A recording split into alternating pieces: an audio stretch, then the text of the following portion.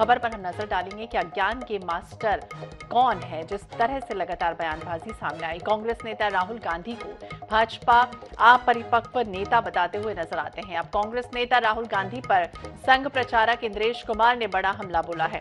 उन्होंने कहा कि राहुल गांधी अपने अज्ञान का मास्टर हैं।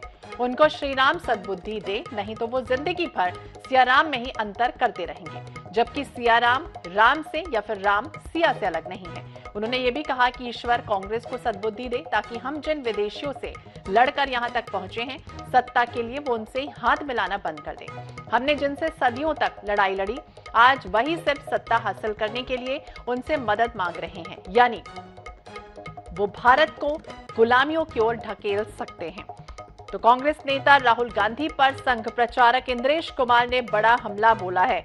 उन्होंने कहा कि राहुल गांधी अपने अज्ञान के मास्टर हैं।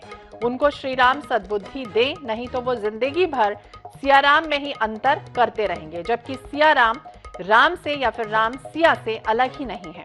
उन्होंने ये भी कहा कि ईश्वर कांग्रेस को सद्बुद्धि दे, ताकि हम जिन विदेशियों से लड़कर यहां तक पहुंचे हैं, सत्ता के लिए वो उनसे हाथ मिलाना बंद कर दें।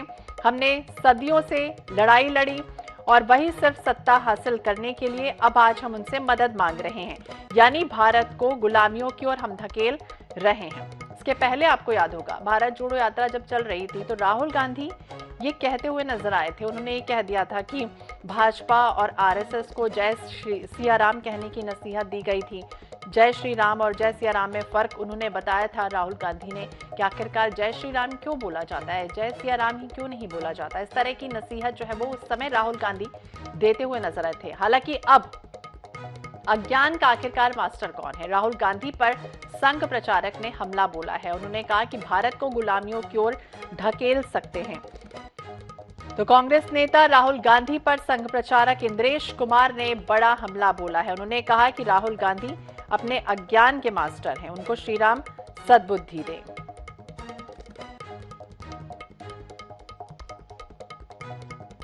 तो हालांकि अब जिस तरह से प्रतिक्रिया सामने आई है, इस पर देखना होगा कांग्रेस क्या कुछ कहती है, लेकिन कहीं ना कहीं ये विवाद जो है वो छिड़ता हुआ नजर आ रहा है।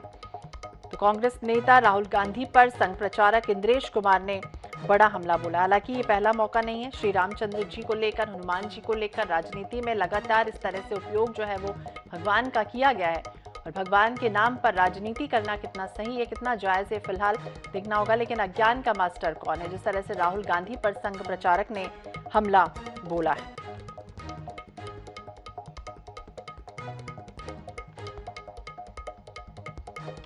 आरएसएस समर्थक प्राची जी हमारे साथ जुड़ गए हैं। बहुत बहुत स्वागत है प्राची जी आपका NH24/7 पर। और जिस तरह से अज्ञान का मास्टर कौन है, जिस तरह से राहुल गांधी पर संघ प्रचारक ने हमला बोला, अभी तक हमने देखा है कि लगातार राजनीति में भगवान श्री राम हो या फिर हनुमान जी हैं, उनका नाम जरूर लिया जाता है, और उसके बाद उनका इस्तेमाल करके राजनीति में इस तरह से उपयोग करना, क्या समझेंगे? और इस बयान को किस मतलब से आप देखते हैं, क्या कहना चाह रहे हैं संघ प्रमुख?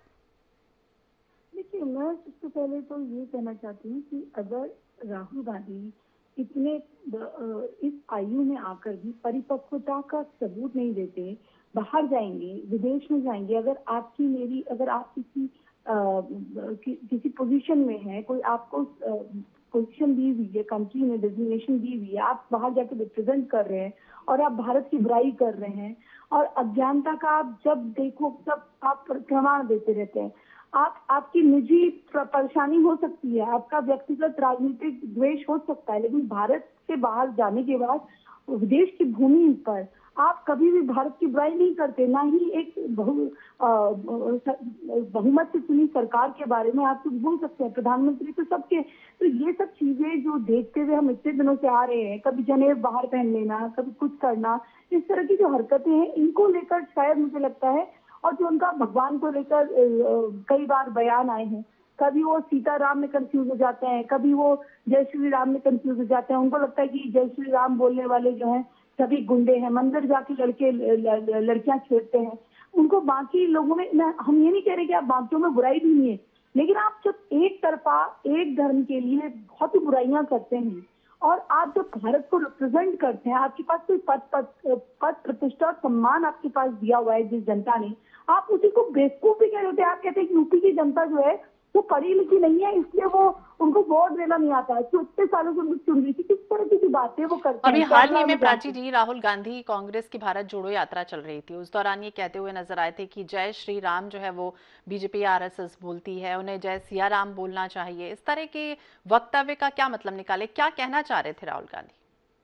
वो शायद वो वुमेन एम्पावरमेंट करते रहते हैं, तो वो कंफ्यूज हो गई कि उनको लगा सिया राम जो है वुमेन एम्पावरमेंट के लिए है।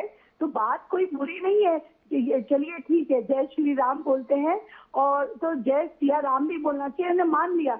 लेकिन जो उनके कहने का मतलब होता है उनको खुद ही नहीं मालूम होता कि वो कहना क्या चाह रहे हैं।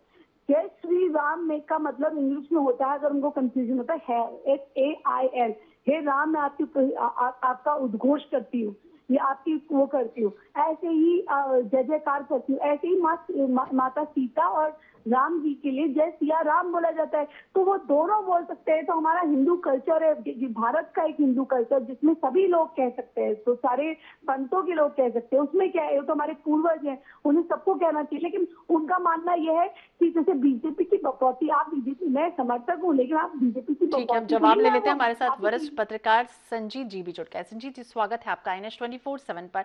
और जिस तरह से संजीत जी हम देख रहे हैं कि लगातार भगवान के नाम पर सियासत जो है वो तेज है, चाहे श्री राम जी हो, चाहे हनुमान जी हैं, या फिर दूसरे धर्म के देवी देवता हों, इस तरह से राजनीति में उनका उपयोग करना कि हम सबसे बड़े भक्त हैं, ये बताने की कोशिश हर राजनेता करता हुआ नजर आता है। और इसी कड़ी में अभी हाल ही में राहुल गांधी बोलते हुए नजर आए थे कि जय श्री राम क्यों बोला जाता है, जय सिया राम जो है वो क्यों नहीं बोला जाता। अभी हाल ही में संघ प्रचारक इंद्रेश कुमार ने नसीहत दे दी है राहुल गांधी को, ये कहा है कि श्री राम जी जो है वो उन्हें सद्बुद्धि दें, और इस तरह से वो अज्ञानता जो है वो कर रहे हैं। आप क्या कहेंगे, ये पूरा चल क्या रहा है खेल?